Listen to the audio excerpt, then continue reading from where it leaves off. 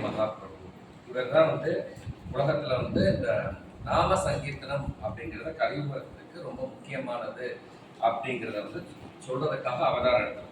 நிறைய பேருக்கு அவரோட அவதார மகிமை தெரியாது. ஆக்சுவலா இவரோட அவதாரத்தை என்ன சொல்றாங்கன்னா ஒரு குப்த அவதாரம் அப்படிங்கிறாங்க. குப்த அவதாரம்னா ஒரு ரகசியமான அவதாரம்.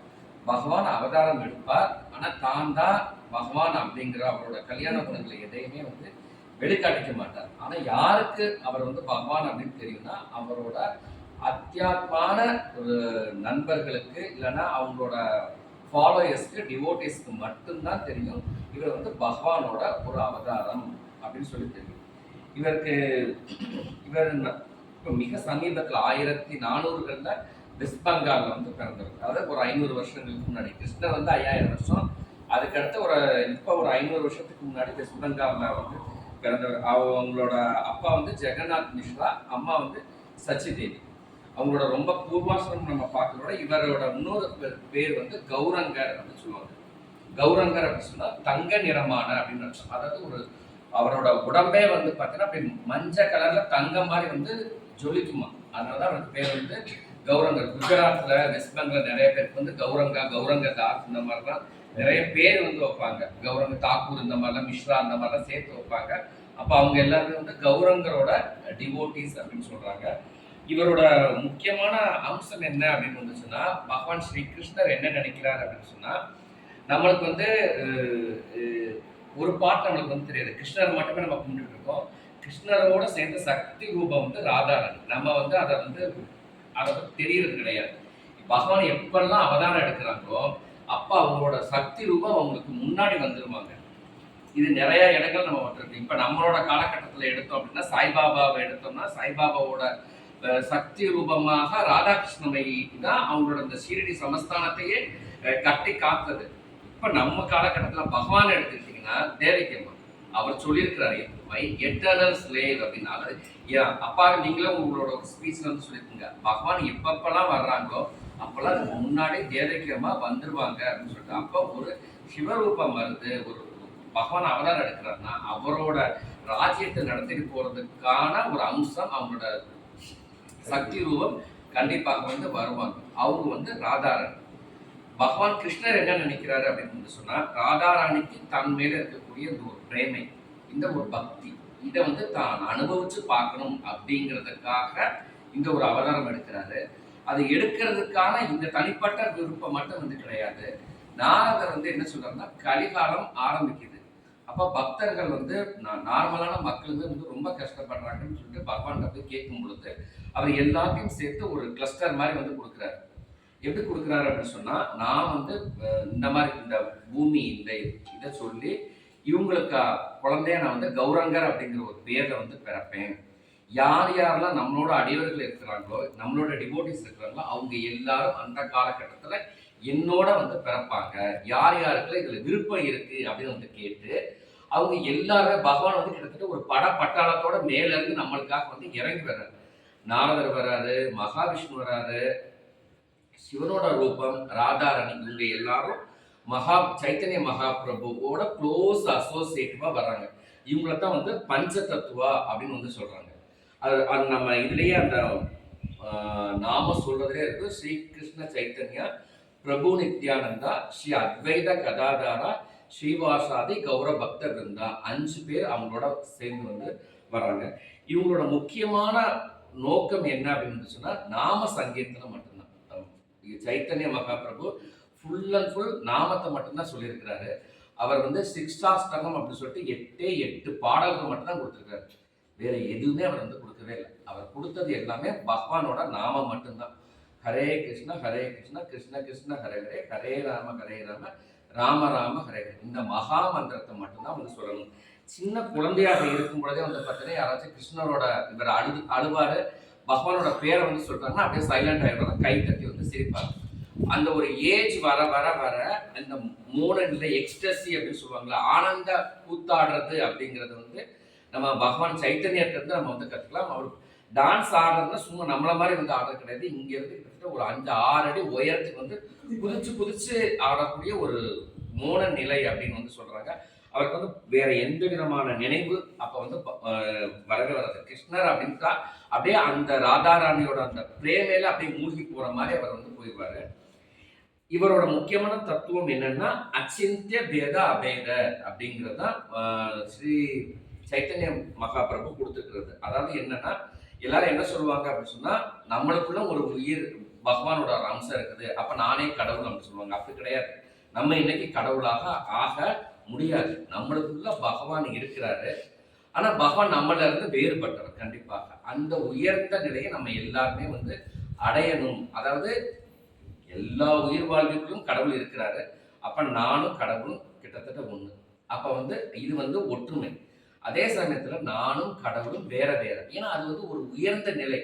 அந்த ஈகோ இல்லாம எதுவும் இல்லாம அது சமதர்ஷினாக பண்டிதாக சமதர்ஷினாக பகவத்கீதை 5வது அத்தியாயத்துல பகவான் சொல்வார், எல்லாரையும் சமநோக்கோட பார்க்கணும் அப்படின்னு சொல்லிட்டு. அது வந்து நம்மளுக்கு மனசுல வந்து வரவே வராது. தேவி அம்மா கூட சொல்லியிருக்கிறாங்க, இந்த ஒரு மாம்பழ கதையை வந்து சொல்லும் பொழுது அந்த புழு ஓடுது மேல இருக்கக்கூடிய இந்த பேதத்தை தான் நம்ம வந்து பார்ப்போம். முதல் இடத்துல ஒரு மனுஷனை பார்த்தாச்சுன்னா அவனோட அப்பியரன்ஸ், அவனோட கேரக்டரிஸ்டிக்ஸ், ட்ரெஸ், இது பேதம். அப்ப இந்த பேதம் இல்லாம பார்க்கக்கூடிய தத்துவம் வந்து இவர் வந்து சைத்தன்யர் வந்து நம்மளுக்கு வந்து போதனை பண்ணியிருக்கிறாரு. இவர் ஆக்சுவலா இந்த மாதிரி ஒரு அவதாரம் வரப்போறாங்க அப்படிங்கிறத பத்தி எல்லா பாகவதத்துல, மகாபாரதத்துல, முண்டக உபநிஷதம், நாரத உபநிஷதம் எல்லாத்துலயுமே ஸ்லோகமாவே வந்து கொடுத்துருக்குறாங்க. இந்த மாதிரி ஒரு தங்க நிறத்துல ஒரு சன்னியாசி வந்து தோன்றுவார், ஒரு அவதாரம் தோன்றுவார். நாம சங்கீர்த்தனம் மட்டும்தான் அவரோட ஒரே குறிக்கோளாக இருக்கும். மக்கள் யாருக்கும் அவரோட ஜாதி என்ன, மதம் என்ன, அவரோட தொழில் என்ன, எதையுமே வந்து பார்க்க முடியாது. அவருக்கு தேவை ஒண்ணு, நீ நாமம் சொல்லு, ஹரிநாம சங்கீர்த்தனம், நாம சங்கீர்த்தனம் மட்டும்தான் நம்மளை வந்து கூட்டிட்டு போகும் அப்படின்னு வந்து சொல்லியிருக்கிறாரு. இவரோட அந்த முக்கியமான விஷயம், அதாவது சிக்ஷாஷ்டகம் அப்படிங்கிறத பற்றி நம்ம வந்து பார்க்கலாம். இவரோட அந்த காலகட்டத்தில், இவரோட அந்த வாழ்ந்த காலகட்டத்தில் மொகல்ஸோட ரூலும் இருக்குது. அது வந்து பார்த்தீங்கன்னா சாந்த் காசி அப்படிங்கிறவர் அந்த வெஸ்ட் பெங்கால்ல இருக்கக்கூடிய அந்த ஏரியாவுக்கு அவர் வந்து ஒரு லீடர் மாதிரி இருக்கிறார். இவங்க நாம சங்கீர்த்தனம் அப்படின்னு வந்து சொன்னா எல்லாருமே வந்து அந்த விளக்கு எல்லாம் வந்து வச்சு இதை வந்து இந்த டோல் இதெல்லாம் வச்சு தட்டி வந்து ஹரிநாம சங்கீர்த்தனம் பண்ணுவாங்க. ஊருக்குள்ளலாம் வந்து பாடிட்டே வந்து போவாங்க. இது அங்க இருக்கக்கூடிய முஸ்லிம் மக்களுக்கு வந்து கொஞ்சம் எரிசலா இருக்குது. அதனால இவங்க போய் வந்து சாந்த் காசிட்ட வந்து சொல்றாங்க. சாந்த் காசி வந்து இந்த நாம சங்கீதம் நடக்கிற இடத்துக்கு போய் அந்த டோல் இது எல்லாத்தையுமே வந்து உடச்சு போட்டுறாங்க அவங்களோட ஆட்கள். இந்த விஷயம் வந்து கௌரங்கருக்கு வந்து போகுது. எப்பயுமே கோவப்படாத கௌரங்கர் வந்து பயங்கரமா கோவப்படாது. யார் அந்த சாந்த் காசி, வாங்க நம்ம எல்லாரும் கிளம்பலாம் அப்படின்னு சொல்லிட்டு மக்கள் எல்லாரும் திருப்பி கூட்டிட்டு எல்லாரும் தீப்பந்தம் திருப்பி டோலாக்கு எல்லாத்தையும் வச்சுட்டு பயங்கரமான ஒரு நாம சங்கீர்த்தனை பண்ணிட்டு அந்த போறாங்க. அவங்களோட வைப்ரேஷன் தாங்க முடியாம சாந்த் காசி ஒளிஞ்சுக்கிறாரு. அதுக்கப்புறம் திருப்பி வந்து மன்னிப்பு கேட்கிற இவர் கண்டிப்பாக ஒரு கடவுளோட ஒரு அவதாரம் தான் அப்படிங்கிறத வந்து புரிஞ்சுக்கிட்டு அவர் வந்து மனசு மாறாரு. சாந்த் காசியோட சமாதியுமே இருக்குது அதே வெஸ்ட் பெங்கால்ல. நம்ம கௌரங்கர் பிறந்தது பக்கத்துல சாந்த் காசியோட சமாதி இருக்கு. அதையும் மக்கள் இப்ப போய் வந்து பார்த்துட்டு இருக்காங்க. ஏன்னா ஒரு இவ்வளவு பெரிய கெட்ட எண்ணத்துல இருந்தவர் வந்து பகவான் இவர் தான். அதான் சொல்றாங்க, மற்ற எல்லாருக்கும் தெரியறதை விட அவரோட அத்தியந்த டிவோட்டிஸ்க்கு மட்டும்தான் இவர் வந்து பகவான் அப்படிங்கிறது தெரியும். அவன் முகலாயனா இருந்தாலும் அவனும் ஒரு பக்தன், அவனும் பகவானை வந்து புரிஞ்சுக்கிறான் அப்படிங்கிறத வந்து அவங்க வந்து ஃபாலோ பண்றாங்க. சிஷ்டாஷ்டகம் அப்படிங்கிறது வந்து 8 ஸ்லோகம் தான்.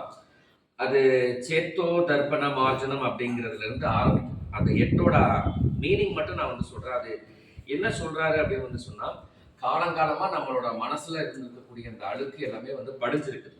இது இந்த பிறப்புலையும் நம்ம நிறைய தீமை குணங்களை வந்து செஞ்சிருக்கோம். இது எல்லாத்தையும் போக்குறதுக்கு இந்த நாம சங்கீர்த்தனம் மட்டும்தான். ஹரி உன்னோட நாமம் மட்டும்தான் இது சரி பண்ணும். அதனால எப்பயுமே வந்து நாம சங்கீர்த்தனம் தான் நான் வந்து பண்ணணும் அப்படின்னு சொல்றாரு. அதுவும் இன்னொன்னு என்ன சொல்றாரு அப்படின்னு சொன்னா, கோவிந்தான்னு உனக்கு பேர் இருக்கு, கிருஷ்ணான்னு இருக்கு, எல்லா நாமத்திலையும் உன்னை வந்து கூப்பிடுறாங்க. உன்னோட சக்தி எல்லா இடத்துலையும் நிறைஞ்சிருக்குது.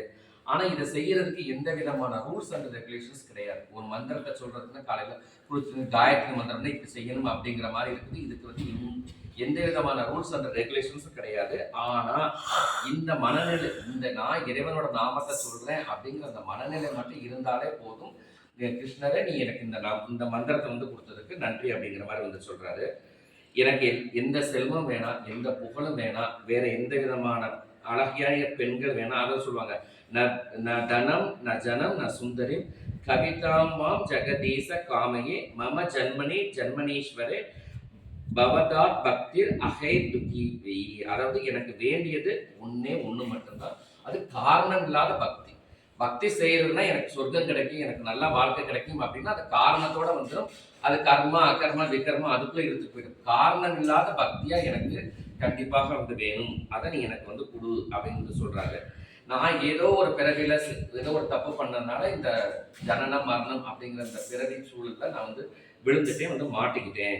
அதனால என்னை தயவு செய்து இந்த பிறவி பெருங்கடல் அப்படிங்கிற துன்பத்துல இருந்து என்னை நீக்கிடு அப்படின்னு சொல்றாரு. நீக்கிறது மட்டும் இல்லாம உன்னோட திருவடி பாத துளிக்கு பக்கத்துல என்னை வந்து வச்சுக்கோ அப்படின்னு ஒரு இதுல வந்து சொல்றாரு. எப்போ உன்னோட கண், எப்போ உன் நாமத்தை ஜபிக்கும் பொழுது என்னோட கண்ணுல என்ன அறியாம கண்ணீர் வந்து வடியுமோ, எப்போ உன்னோட நாமத்தை சொல்லும் பொழுது என்னோட நாவு வந்து உண்மையாவே வந்து தழுதழுக்குதோ, எப்ப என்னோட குரல் வந்து நடுங்குமோ, என்னோட உடல் வந்து எப்ப வந்து பரவசத்தால ஆடுமோ அப்படின்னு சொல்லி கேட்கிறாரு. அந்த அந்த தெய்வீகமான அந்த டிவோஷன் கனெக்டிவிட்டி எனக்கு எப்ப கிடைக்கும் அப்படின்னு வந்து அவர் வந்து சொல்றாரு.